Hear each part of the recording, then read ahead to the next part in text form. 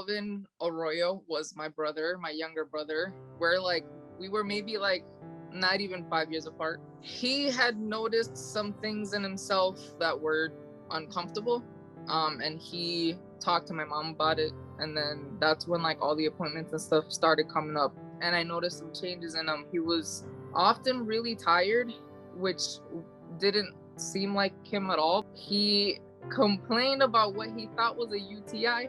And he was like, Crystal, I think I have something going on because this isn't normal for me to be bleeding when I urinate. We called my mom, and then my mom went to the hospital with him. Midnight happened January 9th, 2019, and like a few minutes later, the doctor came in with the diagnosis of lymphoma. My relationship with Calvin, oh wow. When I was younger and he first came into the picture, I wasn't even 5 yet, but I had that time to, spend on my own with my parents. So it was a whole shock to me when I was a kid. I couldn't stand his guts, which was hilarious. We were always fighting.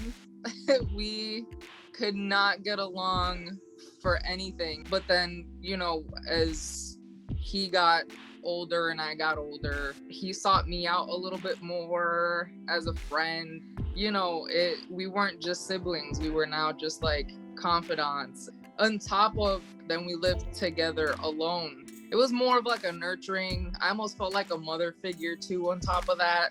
I had to make sure he was doing all right. It was just so much. The relationship had so much consistency. We were just there for each other, like for what I thought was like for life. When it comes to myself after losing him, I've changed like a lot. My outlook on my own life, my own health, which I really didn't even care about. I was always the sick one. So I never expected that to happen to him. Yeah. I tell everybody that I kind of started my grieving process like even before he was gone.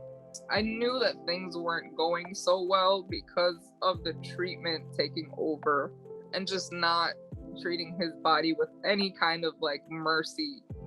When I feel down, I just go through it, and it's in those moments that I realized that starting that grieving process for me before he was gone was really necessary. Because it helped me through one of the darkest moments in my life.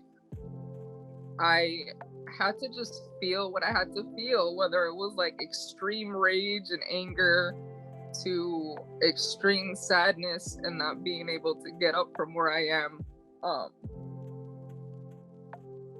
Treatment it's so tough because I've known a lot of people that have had a different experience with treatment than Calvin did, right? Calvin received chemo, and one of the chemicals in his chemo damaged his heart. But not everybody goes through that. I feel like in order for research to advance, people need to be able to go in very level-headed and open-minded and positive that these trials and these new drugs, that they work in some way. Calvin went in really positive. At first he was like, kind of skeptical about this, but nothing happened with the experimental drugs that he was given. It was just the fact that he was really positive about like all of his treatment, all of it. He thought that everything was gonna go well. We all did. His doctors did. Just having that more positive outlook would be very, very helpful. That's one of the things that actually has changed in me, is taking a look at how society needs to change in order for cancer or something like cancer, some diseases that we can't really like put our finger on why it's happening and it's so common. We need to really check into what is going on in our environments, what is going on with our foods. The food has changed a lot. And cancer is a lot more common. Stress can cause, mental stress can cause physical stress and can also cause illness. Like it's been proven. It's so much that needs to be done. And I feel like it has been overwhelming for people to actually start somewhere. And I feel like we need to start somewhere. The mirroring effect, right? People see what you do. And, for those who feel like I am only one person, how can I change anything? First change starts with you. People don't realize, and it's just, you need to realize what's in your food first, what you're putting in your body. That's important. What is Kelvin's legacy? Since he was like really, really little, we knew him as a comedian. That was always like, he was just so funny all the time. And he could find any kind of funny situation in any situation he was in. He always had a way to come back to humor.